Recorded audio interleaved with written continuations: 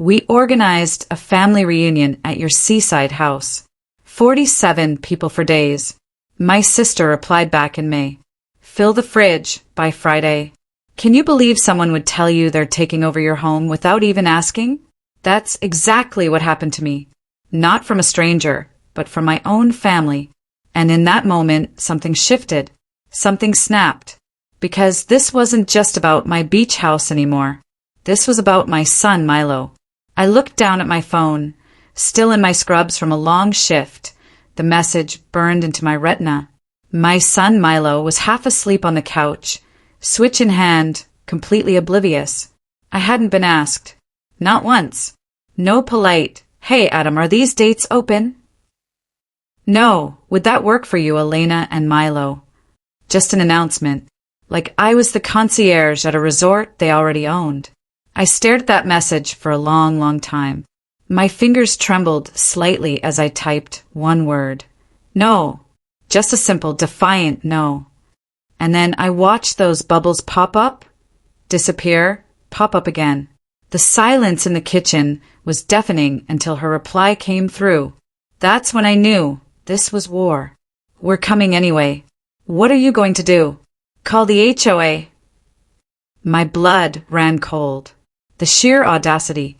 I just put my phone face down, tried to focus on the lasagna I had grabbed on the way home, but my mind was racing. Then Milo, my sleepy 11-year-old, patted in, hair sticking up, that soft, vulnerable look he gets when he's not fully awake. "Everything okay, Dad?" he asked, his voice barely a whisper. "Yeah, bud," I lied, the words tasting like ash. "Just family stuff." He just nodded. He'd heard that line 1,000 times before. Because he had. So, for context, I'm Adam, 42, a neurosurgeon here in Jacksonville, Florida. My wife is Elena, and then there's Milo. I don't call him my stepson. He's just Dad as far as I'm concerned. Been in his life since he was 3, adopted him at 5. His biological father? Disappeared long before I ever came along. My family, my blood family, lives an hour inland. And in their small town, being a doctor apparently means you owe them forever. My parents raised 3 of us. Me, my younger brother Mark, and my sister Paige. I'm the oldest, the one who made out.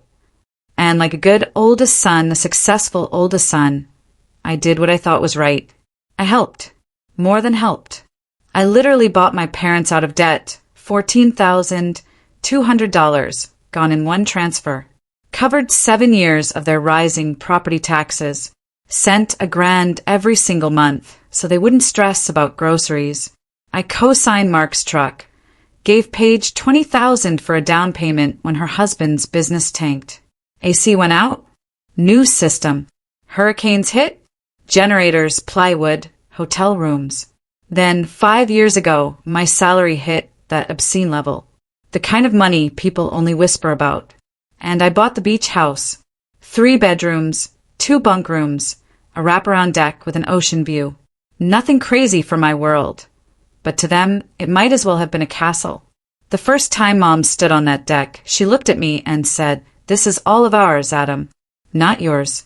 Ours." That should have been my first warning, shouldn't it? They started calling it the family house. They'd text Elena like she was some kind of booking manager. "Hey, we want to use the house this second week of June." Not, "Is it free?" Just, "We'll be there."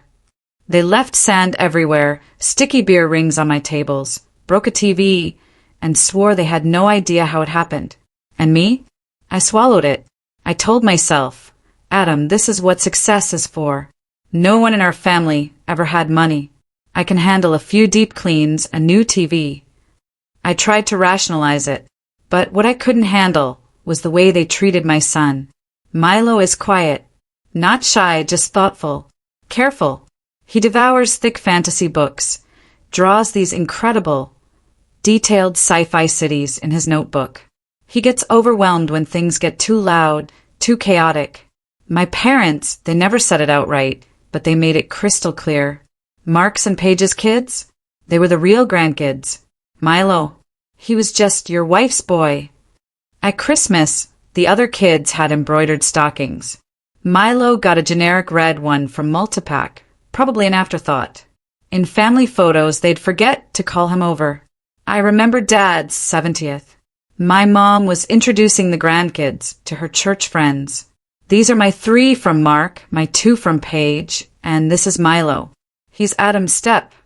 The way she said step, it was like a bad taste in her mouth. Like he was lesser. I let so many little things go. It's generational, I'd tell myself. They'll come around. I truly believe that. Right up until last 4th of July. 4th of July at the beach house was supposed to be special. I had 1 weekend off call, which, believe me, is a miracle. I'd rented a pontoon, 2 jet skis for everyone. I even rescheduled a brain tumor resection to make it happen. That morning, I was on a call with a resident talking through a post-op complication. By the time I got down to the dock, everyone was already climbing onto the boat. Kids in neon life vests, coolers overflowing, Bluetooth speaker blasting country music. Everyone, except Milo. He was sitting at the end of the pier, cross-legged, his towel neatly folded, that sketchbook of his closed beside him. "Hey, buddy," I said, dropping down next to him. "You're not getting on." He just shrugged, not looking at me. "They said there isn't room." I looked up. The boat? It had plenty of space. Half the kids were still squabbling over seats. My sister, Paige, caught my eye. "We're at capacity, Adam," she yelled. "Coast Guard rules. 18 max." I counted. 14. Even if I missed someone, they were nowhere near 18. I walked closer. "There's room for one more. Milo can sit up front with me." But Paige's husband, that weasel, chimed in before she could. "We already divided the weight by seat. Man, not safe to change it last minute." Then my dad, beer in hand, smirked. "You two can take the jet ski out later. Boys' time. Let the cousins have their day." The cousins. Like Milo wasn't one. Behind me, Milo's voice was tiny. "It's okay, Dad. I'll stay. I get seasick anyway." But he doesn't. He loves the water. Then one of Paige's kids, a smug little brat, muttered, "He's not even a real cousin." Just like it was nothing. Everyone heard it. And no one, not one single person, corrected him. My hands clenched so tight my knuckles hurt. I could feel my heart absolutely banging against my ribs, just like it does or when a clip slips and you have half a second to fix it to save a life. I should have said something. Right then. I should have thrown someone off that damn boat and put Milo in their place. Cancelled the whole trip. Sent everyone home. But I didn't. I swallowed it. Again. I forced a smile. "Text me if you want me, buddy. We'll go for ice cream later, okay?" He nodded. The boat pulled away, the kids waving, my family laughing, the Bluetooth speaker getting louder. Milo just stared at the water until they were a small blur. Then he picked up his sketchbook. He drew alone on the pier while I went inside, pretending to help Elena with lunch. That night, while everyone else was watching fireworks on the beach, he handed me a drawing. The boat, the fireworks, stick figures on deck, and off to the side on the pier a smaller figure with darker lines sitting alone. "That's me," he said. "It's fine. Sometimes side characters are more interesting." Side character. It took everything in me not to break down right there. My family, they'd been punishing me ever since I started saying no. The first big no was about 1.5 years ago. My parents wanted an RV, so they could travel in retirement. Translation: buy a $60,000 house on wheels they couldn't afford and expect me to make the payments. When I told them I wasn't buying them one, Dad didn't talk to me for a month. Mom texted Elena, complaining about how success had changed him. Paige joked that we must be saving for another non-blood child. Mark stayed quiet, but still let them use his Netflix login and my money. The second no was Paige's dream bakery. She sent me a 12-page business plan, clearly copy-pasted, with investor written next to my name. She wanted $100,000. I told her I'd pay for a real accountant to go over her numbers, but I wasn't bankrolling it. She didn't speak to Milo the next 3 times she saw him. Just walked right past him like he wasn't even there. So, by the time that reunion text came in, the one about we planned a family reunion at your beach house. 47 people. For days. I shouldn't have been surprised. They'd actually created a Facebook event. Paige sent screenshots to the group chat, family beach bash in a cheesy font. My house was the cover photo, a picture Elena had posted from an old Christmas. Under location? Adam's beach house, our family place. Guest list, my parents, both my siblings, all their kids, my parents' church friends, 2 of Paige's coworkers and their kids, a couple of Mark's buddies. No mention of Elena. No mention of Milo. Just a yellow tag under my name, host. There were posts about room assignments, who's bringing fireworks, kids' bunk room is going to be wild. I scrolled down, my stomach tightening, and then I saw Paige's comment, don't worry about Milo. He's sensitive. Probably better if he stays at Elena's parents'. They hate the beach anyway. My mom replied with a heart react. Someone asked, is he not coming at all? And Paige wrote, we'll invite him for a day trip, of course, but the overnight bunk thing is for the real cousins. Huh, the real cousins. I stared at that message for a full minute, my pulse absolutely hammering in my ears. I took a screenshot, but I didn't send it to Elena yet. I knew how she'd react. I knew how I wanted to react. Instead, I took a deep breath, and I wrote that first no in the text thread, the one that got the laughing emojis. Even then, I tried. I called my mom. Hey, Mom, I started, trying to keep my voice even. I just saw the reunion thing. You didn't ask about dates. Oh, honey, she cut me off like I was being silly. We knew you'd say yes. You never used the place in August. Elena, Milo, and I were planning a week there, I lied. We'd talked about it for the fall, but I needed this to land. And 47 people, Mom? That's overcapacity. The HOA. Oh, don't start with your rules, she snapped. You're always so strict. It's family. Mom, I said carefully. I also saw the comments about Milo. Silence. A long, cold silence. Those were jokes, she said finally, her voice suddenly tight. You know how Paige is. Don't take everything so personally. Milo is different. He doesn't like noise. We don't want him to be uncomfortable. You mean you don't want to adjust anything for him? I asked, my voice barely a whisper, thick with disbelief. We're not doing this, she snapped back. Either let us use the house or don't, but don't make us the bad guys. You're the one hoarding your blessings. Hoarding? That was rich. I hung up. Before I said something I couldn't take back. I just sat there at the kitchen table, staring at my calendar app, the tiny thumbnail of my beautiful house, and that screenshot of the real cousin's comment. Something in me just clicked. I'd spent years cutting open skulls, delicately moving around the parts of the brain that control speech, memory, movement. I hold people's lives in my hands for hours at a time, and somehow I'd still let my own family treat my son like a side character in a life I was working myself to the bone to provide. That was the last straw. Friday morning, the day of their big family beach bash. I changed the gate code, and I hired security, not in some dramatic movie way, but in a very calm, methodical way. Phone calls, logins, confirmation emails, that kind of way. First, the property management company. Hey, this is Dr. Adam Carter, Unit 12B. I'd like to update my access list for the gate and request on-site security for the weekend. The woman on the line perked up immediately. Of course, Dr. Carter, what are we adjusting? Remove all existing recurring guest passes, I said, especially anything under the last names Carter, Lewis, or Hill. My parents, Paige, Mark, all of them. All removed, she confirmed after a few clicks. Current guest list is now empty. Good. And I'd like a guard at The gate from noon to 8 p.m. today and tomorrow. No one enters my property unless their name is on a list I send you.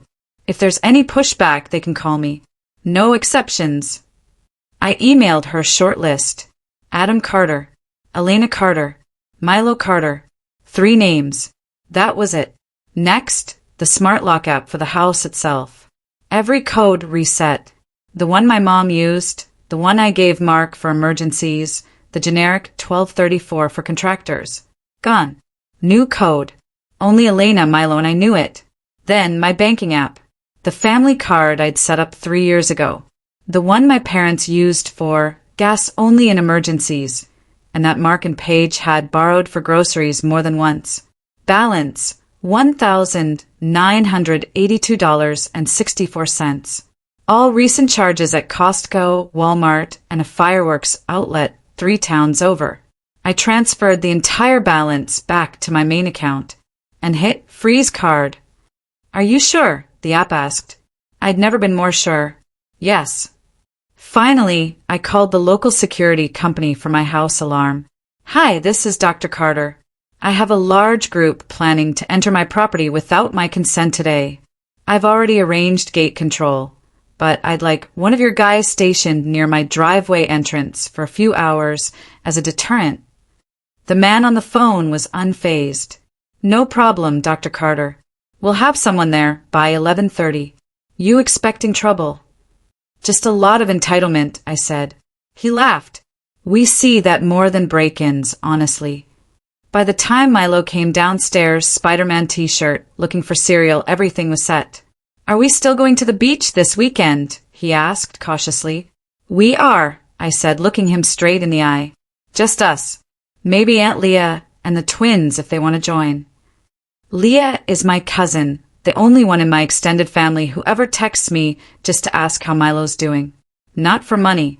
What about Grandma and everyone? He asked. They made other plans, I said, and we made different ones.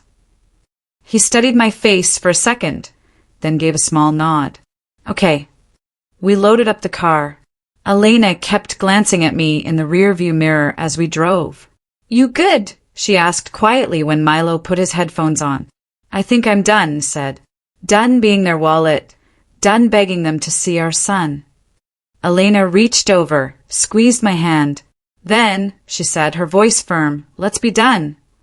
We were already at the beach house, unpacked, barefoot, when the first SUV pulled up to the gate. I saw it on the security app on my phone. My parents' white SUV, Paige's minivan right behind them, a couple of trucks further back. Coolers stacked, inflatable paddleboards roped to roofs, kids pressed against the windows. My sister called me immediately. I let it go to voicemail. A moment later, a different number popped up. The gatehouse. Dr. Carter, the guard's voice crackled through. We have a group here insisting they have permission to access your property. They're upset. I'm sure they are, I said. Their names are not on the list. They do not have permission. Understood, sir. One of them is demanding to speak to you. Put her on speaker if you want, I said. But my answer isn't changing.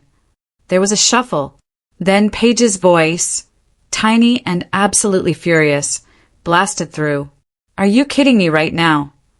The gate guy says we're not on the list. It's our reunion, Adam.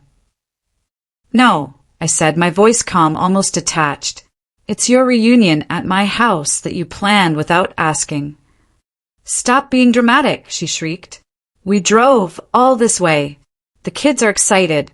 Open the gate and we'll talk about whatever you're mad about inside. No, I repeated. The house is not available. You need to turn around. In the background, I heard my mom. What is he saying? Is he opening it? Paige's voice dropped, tighter now, more venomous. You're really going to pull this because of a stupid Facebook comment? Milo isn't even a beach kid. He hates sand. You're doing this to punish us. I looked out at the deck. Milo was building a small fort with beach towels and chairs, humming, completely unaware of the drama unfolding at the gate. You told 47 people you were spending 4 days in a house you don't own. I said, my voice cutting through her rage. You booked time off work. You bought food. You did all of that without checking with me. And then you planned to exclude my son from his own home. We said he could come for the day, she shot back. You're twisting this. You're making everything about him. He lives here. I retorted, my calm finally cracking. You treat him like an afterthought. I'm not hosting a family that doesn't host my kid. Then my dad's voice cut in, loud and slurred with anger, even over the phone. We raised you. We wiped your backside, and this is how you repay us, leaving us on the street like dogs. You think you're better than us with your big brain job and your fancy house. I could picture his face, red and pinched, veins popping in his neck. I'd seen that look my whole childhood. I don't think I'm better, I said, but I am done. I'm not your backup bank. I'm not your beach house. I'm your son, and Milo is your grandson. If you can't handle that, you don't get access to anything that's mine. For a second, there was nothing, just the faint sound of waves behind me and some kid crying in one of the cars on the other end. Then my mom started sobbing. You're tearing this family apart, she wailed. Over money. Over that boy. Blood is blood, Adam. You don't just cut off your parents. You did that, I said, my voice flat, when you decided he wasn't really yours. And I hung up. The guard called me back 2 minutes later. They're insisting they have some kind of claim, he said carefully. I've told them multiple times they don't. I can call local PD if they refuse to leave. If they're not gone in 10 minutes, do it, I said. I'm sorry you're stuck in the middle. He chuckled. I've seen worse. But I have to say, sir, you're handling this more calmly than most. He didn't see my hands shaking. Milo wandered over, flopping onto the outdoor couch next to me. Can I pull my hammock up? He asked. The one Grandma said was a fire hazard. I swallowed a laugh. Yeah, buddy, put it wherever you want. On my phone, the tiny figures in the camera feed argued with the guard, milled around, then finally, one by one, turned their cars around and drove away. The convoy disappeared down the road. The gate slid shut. I dropped my shoulders, for what felt like the first time in years. The next 24 hours were a storm of buzzing phones. Texts from my mother. I can't believe you did this. We're sitting in a Motel 6 because of you. Your father's blood pressure is through the roof. Then the guilt trips. We already bought all the food. Think of the kids. You ruined their summer. Milo will be fine. He won't even remember. My father's texts were shorter, harsher. You owe us after everything we did. Enjoy your precious house. You'll die alone in it. Paige went absolutely nuclear in the family group chat. Adam locked us out of our house over his trauma child. You all saw it. He's been brainwashed by Elena, who even hired security on their own family. Mark stayed quiet in the group chat, but sent me one private message. Man, you could have at least warned us. We took time off work. Couldn't you just have had a talk with them instead? I stared at that for a long, long time. I'd been having talks with them for 11 years. I finally wrote back. The problem isn't that they don't understand, Mark. It's that they don't care. He didn't respond. Elena read the messages over my shoulder. She just shook her head. They're going to paint you as the villain no matter what, she said softly. Might as well be a villain who protects his kid. And in that moment, I knew she was right. Around dinner time, as I was flipping burgers on the small grill, my phone buzzed with a name that genuinely surprised me. Leah. Hey, the text read. Just heard what happened from Mom. She's stunned. I'm kind of proud of you. Also, are you really at the beach house alone? The twins, and I can be there in an hour if Milo wants actual cousins who aren't rude. I laughed out loud. Who is it? Milo asked. Your cool cousin Leah, I said. She wants to know if you want company. He hesitated, then nodded, a small smile tugging at the corner of his mouth. Only if they like hard games, he said. I brought my whole deck. They do, I promised him. They like you. Leah showed up just before sunset with her 2 kids, a bag of groceries, and a look on her face that said she'd been arguing with someone all afternoon. They're saying I betrayed the family coming here, she said as soon as we hugged. Mom told me I was choosing sides. Are you? I asked. She glanced over at Milo, who was already showing her son his hammock. Yeah, she said simply. I am. We roasted marshmallows on the grill because I hadn't thought to buy skewers. The kids built a lopsided sandcastle by the steps. Milo's laugh came easier and easier as the night went on. At one point, Leah leaned on the railing beside me. I saw that Facebook thread, she said quietly. The real cousins thing. I wanted to say something then, but Mom told me to stay out of it. I'm sorry I didn't. You're here now, I said. That's what matters. Down on the sand, Milo put one of his intricate shells on top of the sandcastle like a flag. Leah's daughter clapped like it was the coolest thing she'd ever seen. My phone vibrated again on the table behind us. I didn't check it. The fallout kept going after we got home Sunday. Missed calls, voicemails, a long, self-pitying email from my father with words like ungrateful and disrespectful and betrayal. A shorter, angrier one from my mother. You humiliated us. People from church were with us. They saw everything. We told them the gate was broken, so you wouldn't look bad. You should be thanking us. Paige wrote a paragraph about how I traumatized her kids by changing their plans last minute. None of them mentioned Milo. Not once. Not the boat last year. Not the comment about real cousins. Not the exclusion from the reunion bunks. Not the stalking. Not the years of small cuts. They talked about money, convenience, face. I realized then it had never really been about family for them. I was a line item in their budget, a resource, a door that stayed open as long as I swallowed things. That door was closed now. I feel like I should say something, Elena said one night after the kids were asleep. Some final message. But I'm scared anything we send will just be more fuel. I already said it at the gate, I told her. They just don't like the answer. So what now? She asked. Now, I said, pulling her close, we pour all that energy into people who show up, and we plan our own summer. 2 weeks later, we drove back to the beach house. No group chats, no event pages, no convoys. Just our family.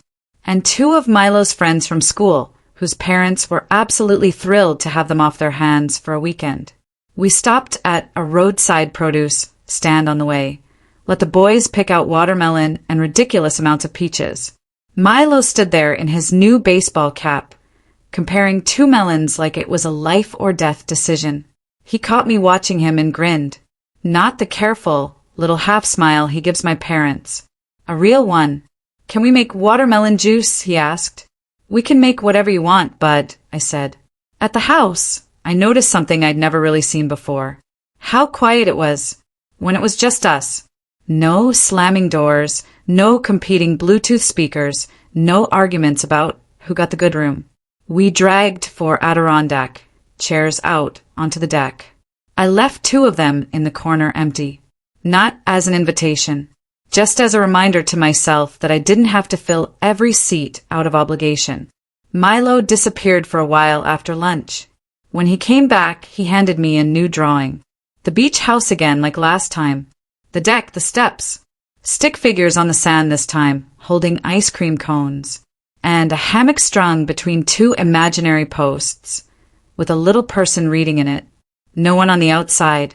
This one's better, he said shyly. I like this version. So do I, buddy, I said. I taped it to the fridge. That evening, we walked down to the shoreline as the sun started to drop. The boys kicked waves at each other. Elena held my hand. Leah had texted a picture of her kids in their backyard with sparklers. A small caption, "Next year, it's our turn to borrow your place. Kids want Milo time, not family beach bash time. We'll pick a weekend." I wrote back, "For the people who know how to love him." My phone buzzed once more, a different tone. An unknown number. Left a voicemail. I didn't listen to it. I deleted it without opening. Instead, I watched Milo run along the edge of the water, feet splashing, his voice carrying on the wind. For the first time in a long time, he didn't look like a side character in someone else's story. He looked like the main one, and I realized that was my job now. Not to be everyone's beach house, emergency fund, and silent punching bag. Just to be his dad. The rest of them, they can plan all the reunions they want. They just won't be planning them at my house or with my money. Ever again.